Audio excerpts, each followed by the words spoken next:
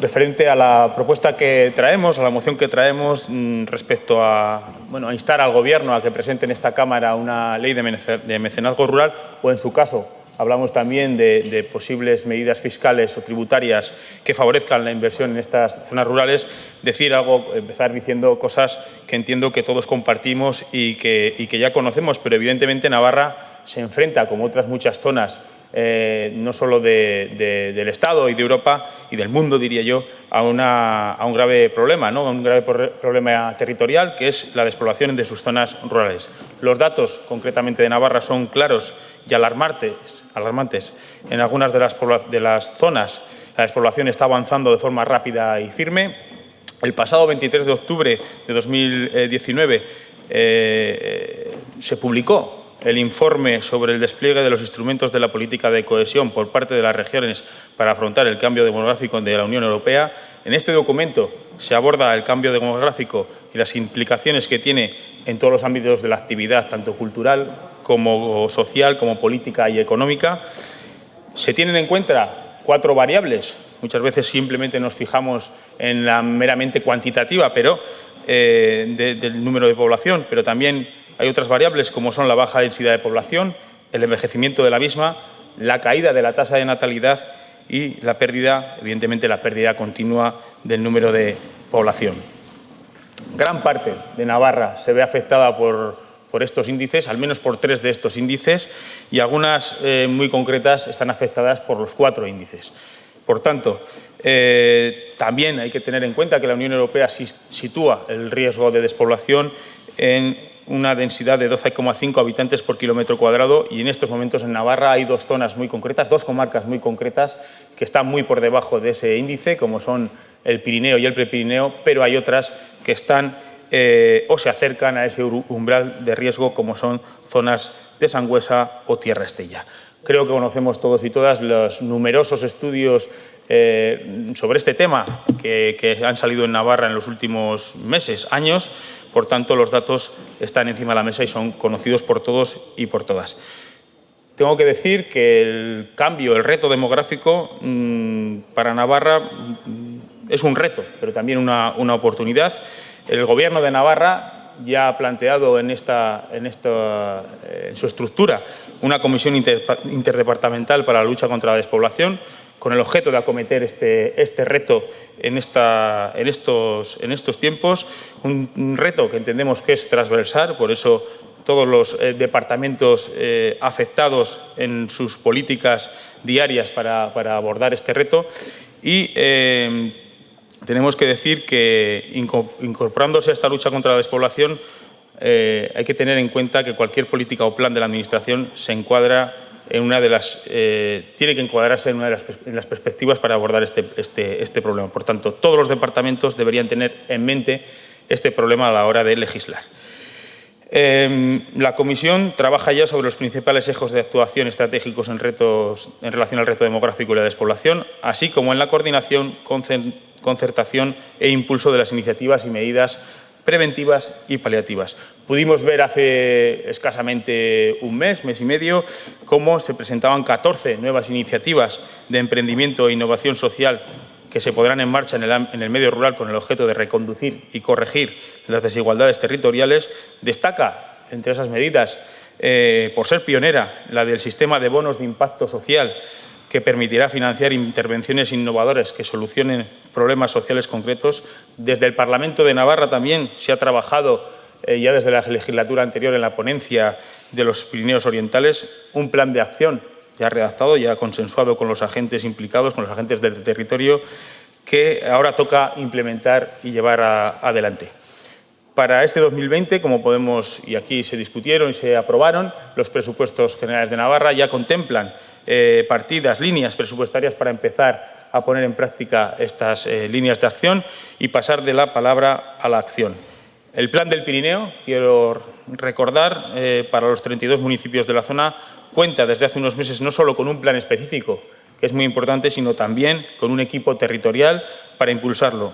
La consecución de este equipo territorial es un ejemplo de compromiso claro con la revitalización de este proyecto, que pone la financiación parte de un convenio de la Dirección General de Proyectos Estratégicos y los agentes y ayuntamientos de la zona.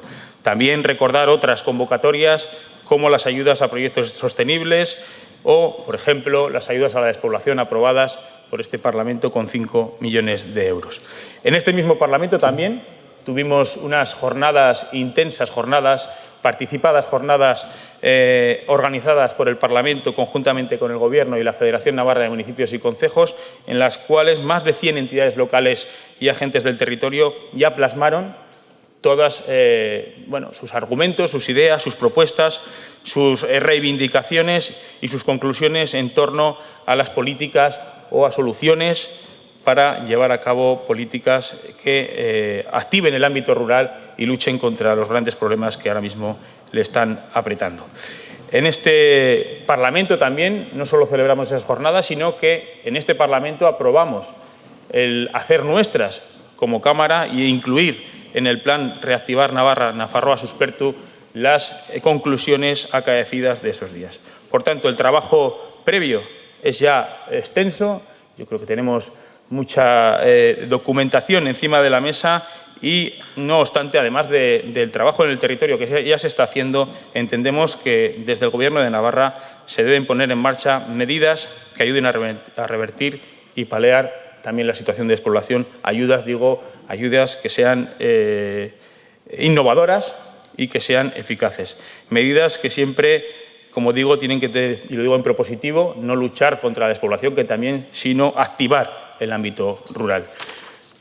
Lo que proponemos, una ley de mecenazgo, sería una idea sería una ley pionera en el Estado, sería una ley que entendemos, y voy a hacer referencia por hacer comparativa para que me pueda explicar mejor. Leo literalmente la única ley de mecenazgo que existe en Navarra, que es la Ley de Mecenazgo Cultural, y leo literalmente el preámbulo de esta ley, el inicio del preámbulo de esta ley, que dice: esta ley nace con el fin de favorecer y contribuir al desarrollo de la cultura y el sector cultural de la Comunidad Foral de Navarra, a través del fomento de una nueva concepción de la práctica del mecenazgo para el siglo XXI.